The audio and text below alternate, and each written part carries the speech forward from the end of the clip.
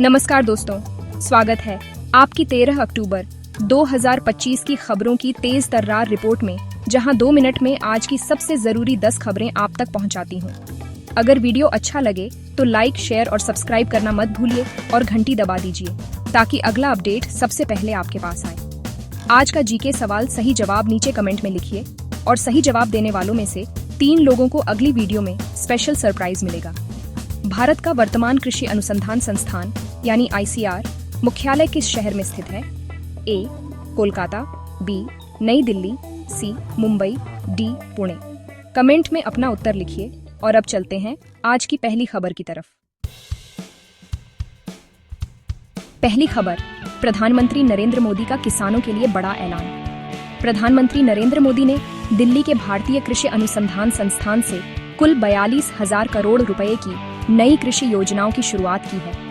इसमें 24,000 करोड़ की PM धन धान्य कृषि योजना और 11,440 करोड़ का दलहन आत्मनिर्भरता मिशन शामिल है।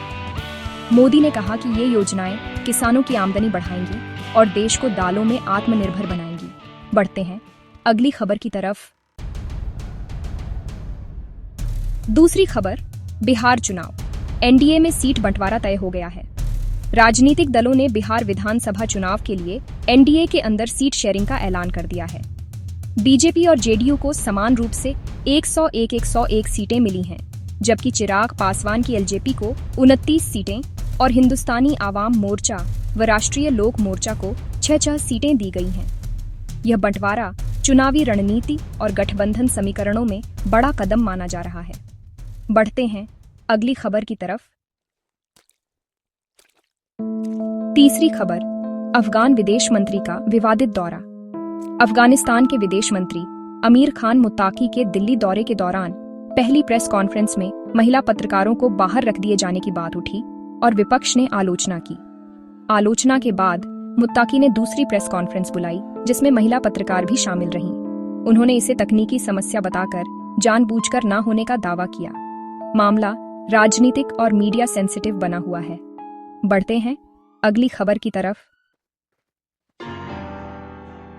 पाकिस्तान और अफगानिस्तान की सीमा पर रात भर की गोलीबारी में तालिबान के दावे के अनुसार 58 पाकिस्तानी सैनिक मारे गए। दोनों देशों ने एक दूसरे पर बड़े स्तर पर नुकसान पहुंचाने का आरोप लगाया है। तनाव के चलते तोरखम और चमन जैसी सीमा क्रॉसिंग बंद कर दी गई है, जिससे सीमावर्ती व्यापार और लोगों की आवाजाही प्रभावित हुई है। वैश्विक स्तर पर भी चिंता बढ़ी है। बढ़ते हैं अगली खबर की तरफ। राजस्थान में अक्टूबर की शुरुआत में असामान्य ठंड की वजह से बिजली की खपत में लगभग 20% की गिरावट दर्ज की गई है। रिपोर्ट के मुताबिक पिछले साल की तुलना में रोजाना औसतन 652 लाख यूनिट कम बिजली की खपत हुई, जिससे बिजली उपभोक्ता पैटर्न में बड़ा बदलाव आया है। औद्योगिक और घरेलू दोनों सेक्टरों पर इसका असर दिख रहा है और ऊर्जा प्रबंधन में नए फैसले उठ सकते हैं। बढ़ते हैं अगली खबर की तरफ। सुप्रीम कोर्ट के मुख्य न्यायाधीश DY चंद्रचूड़ ने डिजिटल युग में लड़कियों और महिलाओं की सुरक्षा पर चिंता व्यक्त करते हुए कहा कि टेक्नोलॉजी के दुरुपयोग के खिलाफ पुलिस को विशेष प्रशिक्षण की आवश्यकता है। उन्होंने ऑनलाइन ट्रैकिंग, छेड़छाड़ और निजी डेटा के दुरुपयोग से जुड़े मामलों पर त्वरित कार्रवाई और संवेदनशीलता की अहमियत पर जोर दिया। न्यायपालिका और कानून प्रवर्तन में तालमेल जरूरी करार दिया। बढ़ते हैं अगली खबर की तरफ। हरियाणा के IPS अधिकारी वाई पूरण कुमार की आत्महत्या मामले में स्थिति गरमाई है। 31 सदस्यीय समिति ने राज्य सरकार को 48 घंटे का अल्टीमेटम दिया है और DGP शत्रुजीत कपूर को हटाने की मांग उठाई है। यह मामला पुलिस नेतृत्व, मानसिक स्वास्थ्य और प्रशासनिक जवाबदेही के सवाल उठा रहा है तथा आगामी कार्रवाई के लिए राजनीतिक दबाव बना हुआ है। बढ़ते हैं अगली खबर की तरफ। गुजरात में किसान महापंचायत में हिंसा की खबर सामने आई है। गुजरात के बोटाद जिले में आम आदमी पार्टी द्वारा आयोजित किसान महापंचायत के दौरान हिंसक झड़पें हुई। पुलिस पर पथराव के दौरान 3 पुलिसकर्मी घायल हो गए और लगभग 20 लोगों को हिरासत में लिया गया। इस हिंसा के कारण माहौल तनावग्रस्त हो गया है और आयोजकों तथा स्थानीय प्रशासन के बीच आरोप प्रत्यारोप तेज हो गए हैं। अब जांच और सुरक्षा उपायों पर स्थानीय सरकार का फोकस बढ़ गया है।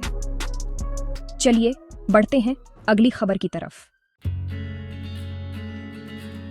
अब बात करते हैं मॉनसून की विदाई की। मुंबई से दक्षिण पश्चिम मॉनसून की विदाई हो चुकी है। ये पिछले 7 वर्षों में सबसे जल्दी वापस गया मॉनसून माना जा रहा है। भारतीय मौसम विभाग के अनुसार अगले 24 घंटों में महाराष्ट्र, मध्य प्रदेश, उत्तर प्रदेश और बिहार के शेष हिस्सों से भी मॉनसून पीछे हटने की संभावना है। इससे अगले दिनों में मौसम में ठंडापन और साफ मौसम दिख सकता है। खेती और जल प्रबंधन पर इसके प्रभाव पर नजर है। चलिए बढ़ते हैं अगली खबर की तरफ।